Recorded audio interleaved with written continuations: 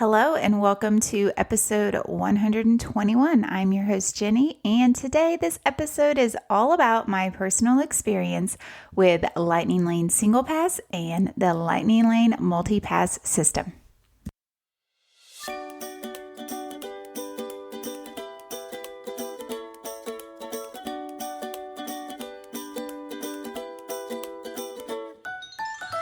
This is Disney Travel Tales, a trip report show helping you to become an expert at navigating your next Disney vacation. Join me every Friday for all things Disney related. Not traveling to Disney anytime soon? Never fear, we are still the show for you. Sit back, relax, and immerse yourself in someone else's trip. All the joy, none of the stress. All right, if you're ready, let's get to today's show.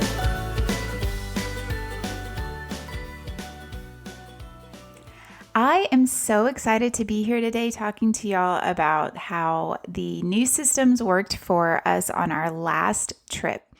We got home last week, I guess 2 weekends ago, week and a half ago, anyways, and we used the multi-lane pass and the single pass every day of our trip. Just right off the bat, I'm just going to say, I think this is a great system. And I think this system is designed for people who are not experts in traveling to Disney. So for the first time guest, I think this is going to be a really great system for them. It's going to allow them to at least be able to ride a couple of rides without having to stand in the standby line. Now, we'll get more into this later, but for a more experienced Disney goer, it is definitely not going to work to your advantage like the Genie Plus system did. So let's just start off from the beginning. 7 days before our trip, I got to go in and book multi-lane and single lane passes ahead of time. I got to book 3 multi-lane passes at a park and up to 2 single passes a day. Surprisingly, a lot of strategy actually went into planning our park days. I wanted to be able to get the best rides, the best times, and the most out of our park days when I was pre-scheduling all of this. So I decided, after listening to some other podcasts with some other Disney experts, I decided to start off at Animal Kingdom. I thought saving our Magic Kingdom morning for our last day would be the best bet for me to get those top rides that I wanted. So I went ahead and went with Animal Kingdom. I pre-booked us Navi River Journey, Expedition Everest, and Dinosaur, and then I purchased our Avatar Flight of Passage ride with the single pass reservation. When you go into book, so if you have a park hopper ticket, this was one thing that I was kind of confused about because when I was booking these rides, it was all still very new. And so I was kind of confused. We had a park hopper ticket. We were planning on going to multiple parks each day. But when you go into purchase, you're just purchasing for one park. So as of right now, you're just purchasing for the first park that you plan to visit that day. Animal Kingdom is one of the lowest cost parks that you can purchase this for. With, I think Magic Kingdom, when I did it, was the most expensive, but Hollywood Studios was right behind it. The price is going to vary just depending on, demand for this system and for the day that you are traveling. So if you're traveling during a more busy season, like let's say Christmas, it's going to cost more than when I was traveling at the end of July. So I went in and I purchased for Animal Kingdom with the thought that after I checked into my first ride at Animal Kingdom, I was going to start booking over at Magic Kingdom. We did not rope drop Animal Kingdom. It opens really early and it was going to be our first morning there. We were getting in kind of late the night before, but I still decided to go ahead and choose us pretty early times because I wanted to have that option to be able to grab rides over at Magic Kingdom. I was actually kind of worried that there wasn't going to be a lot of availability over at Magic Kingdom when we were going to be able to make our first selection. So I did go ahead and choose some earlier times to start booking the rides. I also went in and modified our times. This was really easy, and I think because the parks weren't busy, it was really easy to modify the times. And so for our Navi River journey, I actually chose it a little bit later than originally because we were running a little slow that morning. And so I just kind of chose just a wee bit later time and kind of closer to our flight of passage time as well. So once we checked into Navi River Journey, I went ahead and looked at Magic Kingdom. And this is where I was nervous. I wasn't sure how easy it was going to be to choose rides. I didn't even know if I'd be able to choose rides at Magic Kingdom or if I'd have to buy it again. But it was super easy. I just went in to the system and I booked us Space Mountain. Space Mountain was one of the top rides that Asher wanted to ride. And so I knew that I was going to need to grab that. We had decided that we were going to go to Animal Kingdom. Then we were going to check into our resort, hang out there for a little bit, swim, kind of spend the afternoon there because we had extended evening hours over at Magic Kingdom. And so I went ahead and just booked Space Mountain for that evening. Our arrival time was between 5:10 and 6:10. Now, even though I had booked that later in the evening, there was a lot of availability. Like I could have booked it for earlier in the day if I had wanted to. So that was actually really encouraging for me. And just on a side note, this was a Wednesday. This was July 31st. So it was kind of a slower day. Our experience with the system definitely will change, but for this day, things were going great. So I also had forgot to mention that I had pre-bought us the Lightning Lane single pass for Tron as well for later in that evening. So we had rode Navi River Journey. We were going to ride Flight of Passage. We still had 2 rides at Animal Kingdom at this point, and then 1 ride over at Magic Kingdom with multi-pass, and then 1 ride with the Lightning Lane single pass. So things were looking good for us.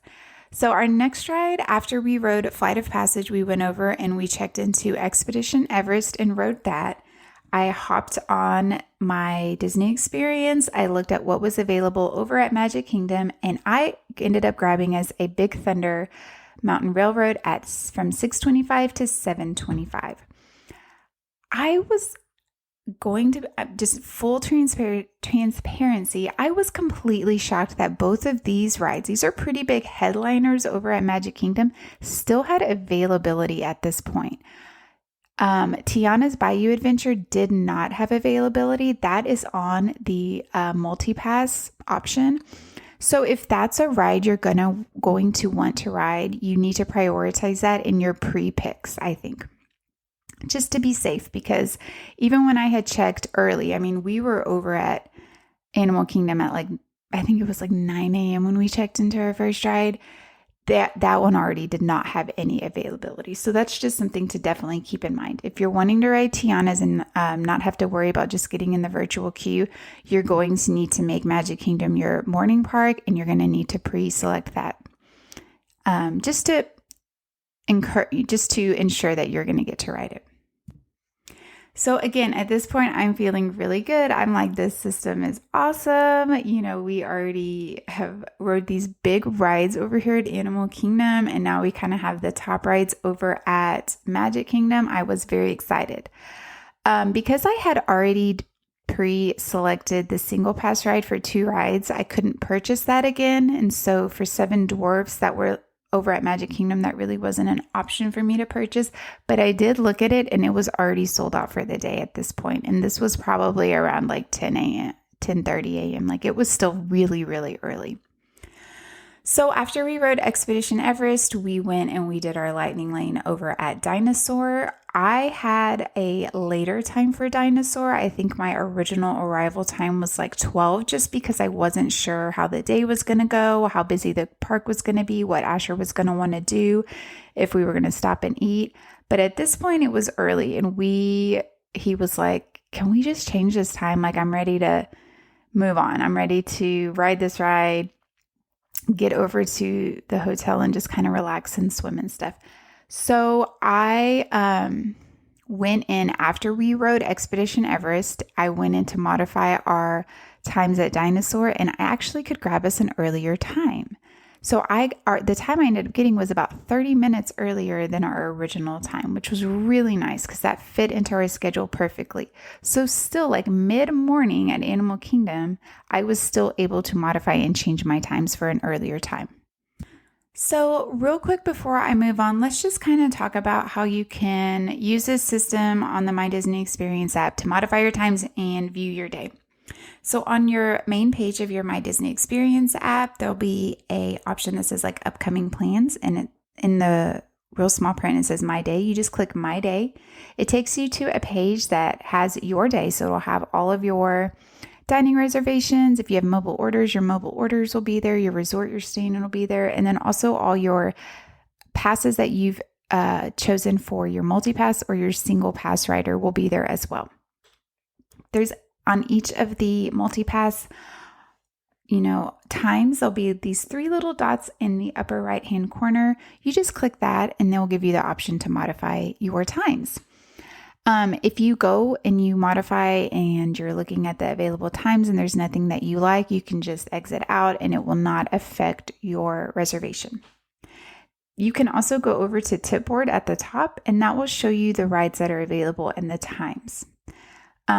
You change the park at the top. So depending on what park you're at, you can go down and see what times are available for each of the rides, which this is very, very helpful as well. So after we rode Dinosaur, I went in and made another Lightning Lane pass. And at this point, I really was kind of just looking to fill some time because some of the big rides we had already gotten. And I was like, what's another ride that I think Asher would like to do that we can just kind of fill in before the extended evening hours starts for us? So I went ahead and grabbed a Buzz Lightyear Space Ranger spin from $7.50 to $8.50. So we had already rode 3 rides at Animal Kingdom plus our single pass ride. So 4 total rides. And we had 3 multi-pass rides and a single pass rider line already teed up for our evening at Magic Kingdom. This day and this system worked really, really well. I think that Magic Kingdom is definitely a doable park for your second half of the day if you're starting early at a park like Animal Kingdom. Did we miss out on like Tiana's? Yes. Was I worried about that? No, because we had another morning over at Magic Kingdom that I had already pre-reserved us at Tiana's. So I was very happy. And for $18 a person, I felt like I was getting a really good deal. Over at Animal Kingdom, if we would have stayed there, there was tons of availability for all the attractions there. And so if you are just doing 1 park per day, you're definitely going to, I think, have a really good experience with this system. So moving into our second day. This day for us was a little bit different. And I'll talk more after I talk about our day, how I would have done this day different for us. So this was something I was worried about. When I had gone in and done my pre-selections for this day, I was actually really struggling with which park that we should start off with. So on this day, our plan was to visit Epcot and Hollywood Studios. When I went in to purchase the multi-pass, I actually had kind of set it up to purchase at Hollywood Studios and get the, main attraction rides.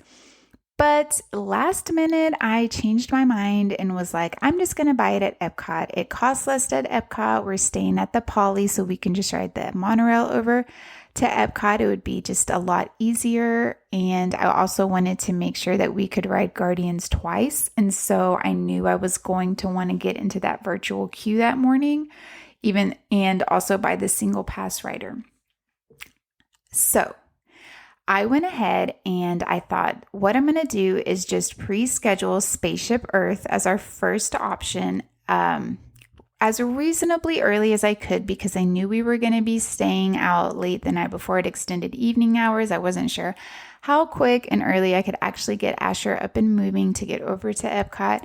So my original thought was just schedule Spaceship Earth as early as I can, realistically, so we can literally just get off the monorail, walk in the park, check into that ride, and I can go ahead and grab us a ride over at Hollywood Studios. So our Spaceship Earth was for 9:30. We got to the parks around 9:20. And one thing we did find out is that you can check into your ride about 5 minutes early. So we literally just sat out front of Spaceship Earth and waited until it was time to check in, and checked in as soon as it was like 9. Actually, I think it was 9:35. So we had to wait till 9:30. As soon as it was 9:30, we checked in. They let us in. I hopped on the app. I went to look at Hollywood Studios, and there was literally nothing hardly available that we were interested in. So this is when I thought, yeah, I definitely made the wrong choice for which park that we needed to start off in that day.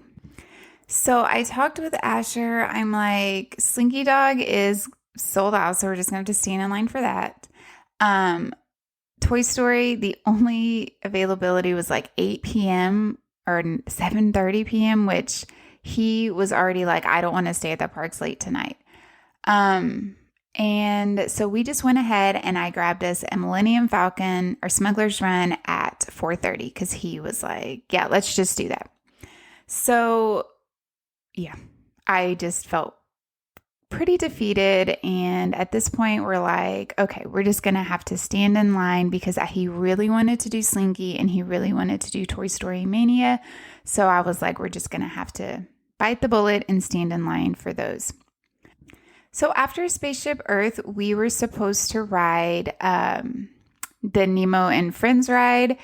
He was not at all interested in riding that, and I had looked at what was available at Hollywood Studios. There wasn't much available, so I thought, let's just change it to Soarin' at this point and get to ride that because that was a ride that he did want to ride. So I went ahead and chose us a Soarin', which was a pretty quick return time to Spaceship Earth. So after we rode that, I went ahead and looked at what was available over at Hollywood Studios, and there was a Toy Story Mania that popped up for later in the day. So I just went ahead and grabbed that for us at this time. Asher had mentioned that he did not want to stay late in the parks. He was already kind of getting tired.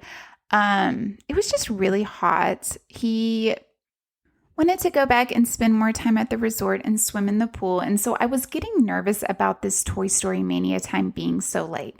So him and I talked about it. We decided to just wait in that line when we got over to Hollywood Studios. So I went in and modified this ride and ended up getting us a Mickey and Minnie's Runaway Railway.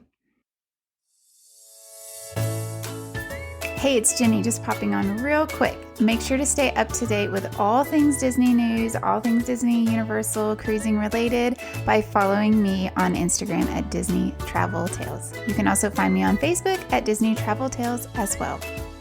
If this episode is making you want to plan a Disney vacation, then I would love to help you. All of my services are completely free to my clients, so there really is no reason not to use a travel agent.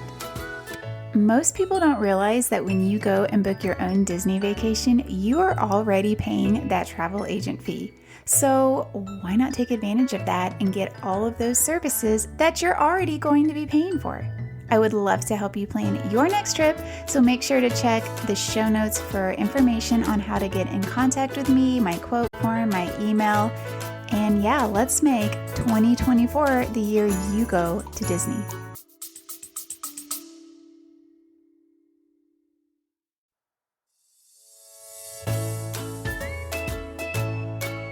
Hi, this is Jenny, just popping on with some exciting news. I've started a Facebook group just for you. I'm really excited about this because not only will this be a great opportunity to get to know each other, but this is also a safe space to talk all things Disney. Members can share travel tips, resort tips, likes and dislikes, and the best part is this will give you an opportunity to talk to the guest on the show and ask them questions about their trips. I was trying to think of a fun name for us, and Disney Travel Tales Podcast Clubhouse came to mind. This is a private group, and of course, I will not allow anyone to be bullied or talked down to. I just want this space to be positive and fun. Check the show notes for a link to join, or just search Disney Travel Tales Podcast Clubhouse in Facebook. I can't wait to see you over there.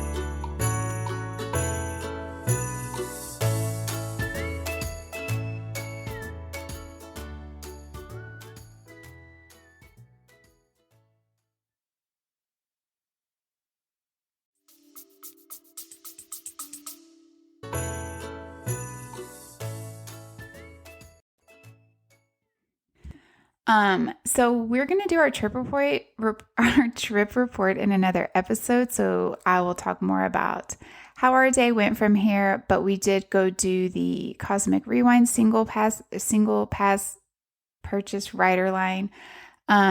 It was great. There was no line. We just kind of walked right through the ride, almost right onto the ride.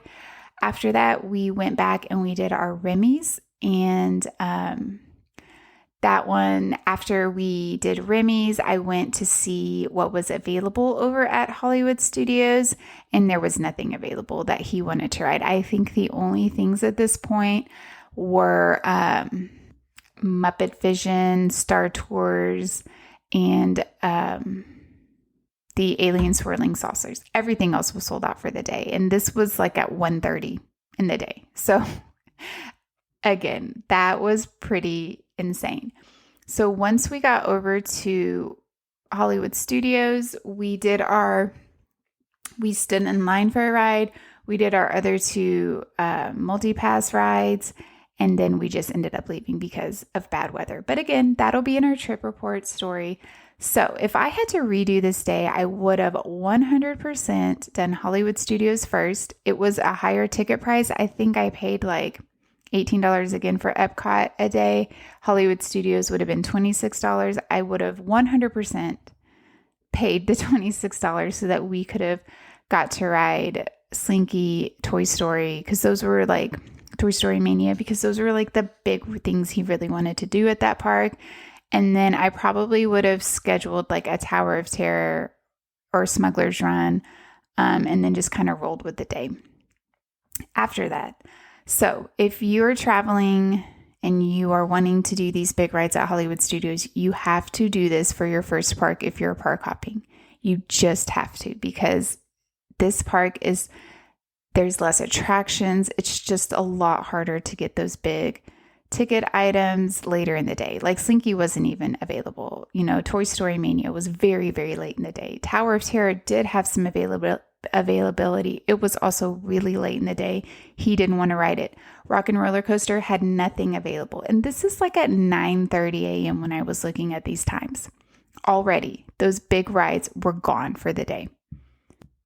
Whereas looking back, there was tons of availability at Epcot for the day. Remy's was gone. So if you are wanting to do Remy's, this is just something to think about. You just might have to stand in that standby line, because at the beginning of the day, Remy's was already gone for the day. Now, times do change and availability will change, because there was one at one point when I had hopped on the app to look for modifying a ride over at Hollywood Studios, that a Toy Story popped up, but it was still just a little bit too late in the day for us. And I thought, the standby is only 30 minutes. We'll stand in line. But again, you just have to really prioritize your rides and what's more important to you. And in my opinion, I would start off at Hollywood Studios and risk just having to stand in one really long line at Epcot, as opposed to a couple of really long lines over at Hollywood Studios. So moving on to our last park day. Our last park day was Magic Kingdom. This was the only park we were going to be visiting this day. I had already pre-scheduled us a Tiana's, Pirates of the Caribbean, and Haunted Mansion. So this is another kind of blunder that I ended up making. The day before, when I had originally scheduled us a Haunted Mansion really early, like I think it was like 9, the earliest that I could. So it was around 9:15. I thought, I wonder if I can go ahead and modify this and change it to a different ride earlier in the day.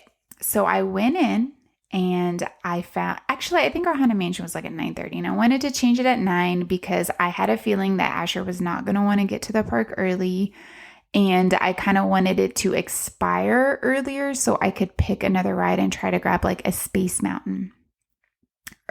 Because this was our day we were also leaving, so we were on limited time.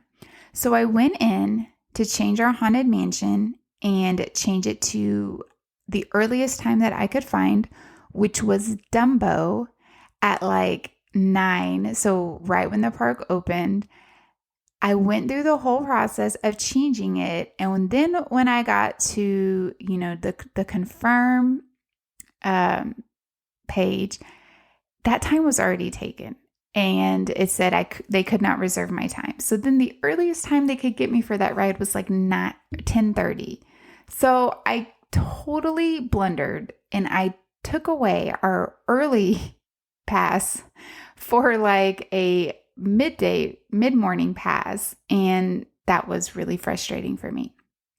So be really careful about modifying your times and choosing a time, because at the point that I was at where I was changing it, I couldn't get out of it to just keep our Haunted Mansion. And our Haunted Mansion had already like moved to way later in the day.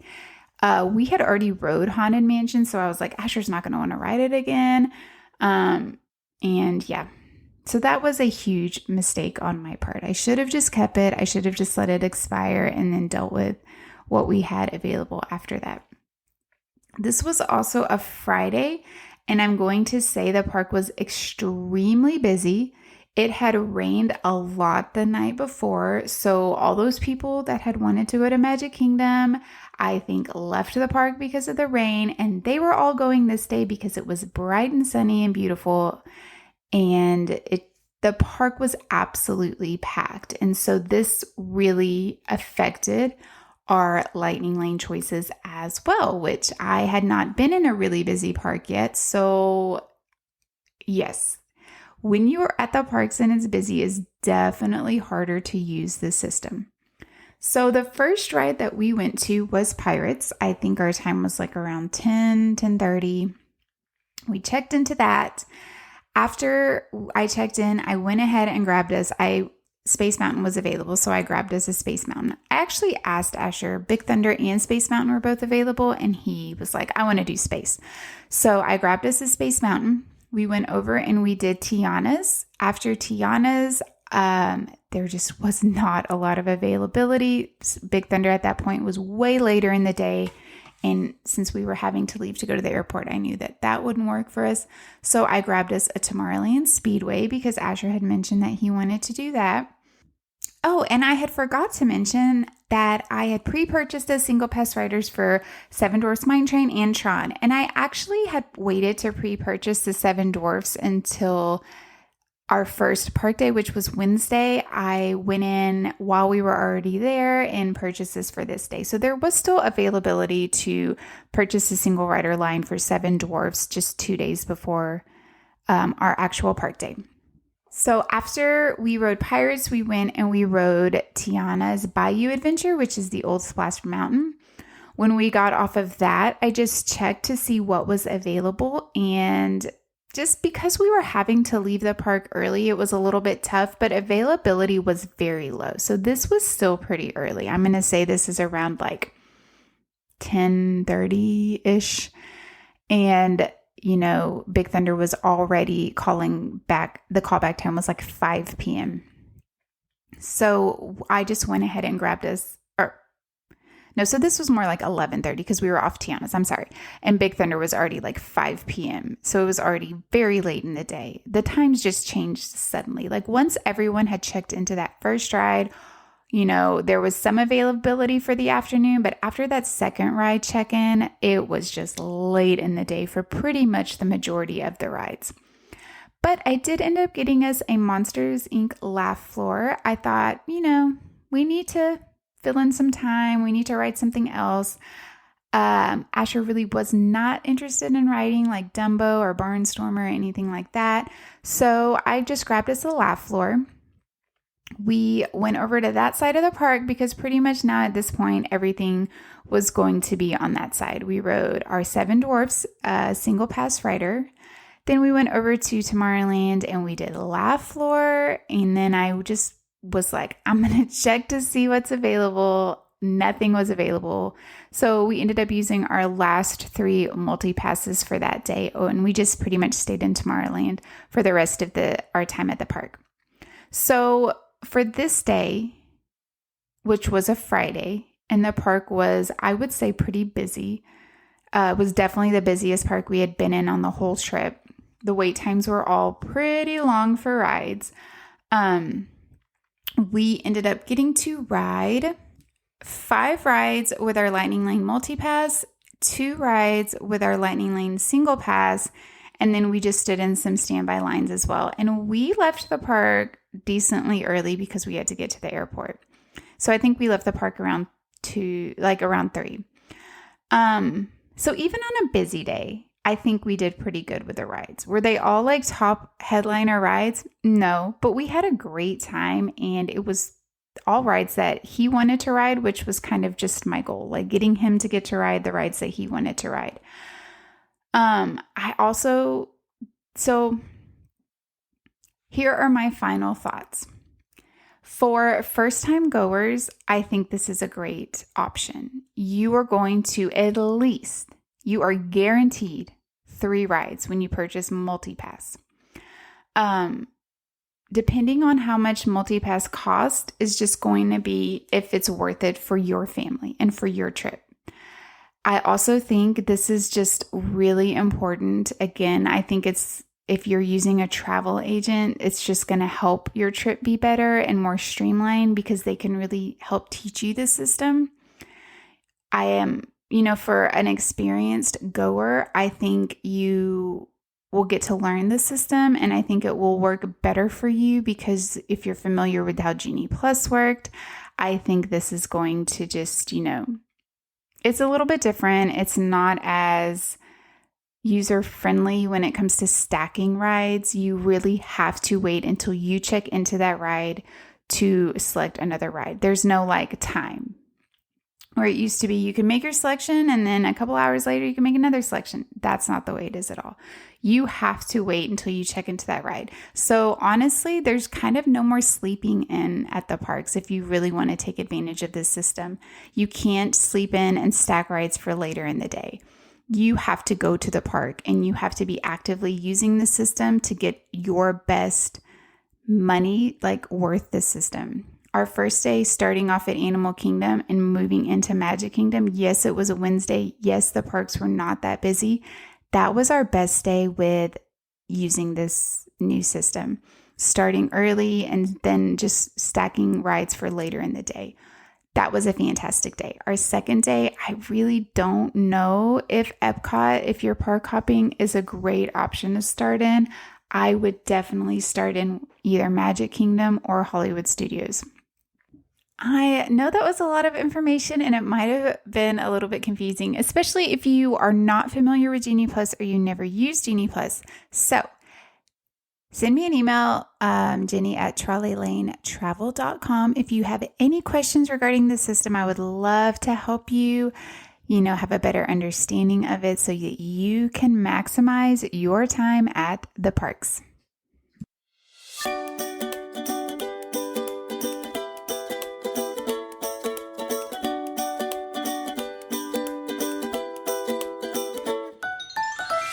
That's a wrap on today's show. As always, thanks for listening. Make sure to visit us on Instagram at Disney Travel Tales. If you're wanting to support the show, the best and easiest way to do that is to leave a 5-star positive review on Apple Podcasts. It's so easy and means the world to me. Can't wait to be back next week with you. So until then, this is Jenny, and may all your Disney travel dreams come true.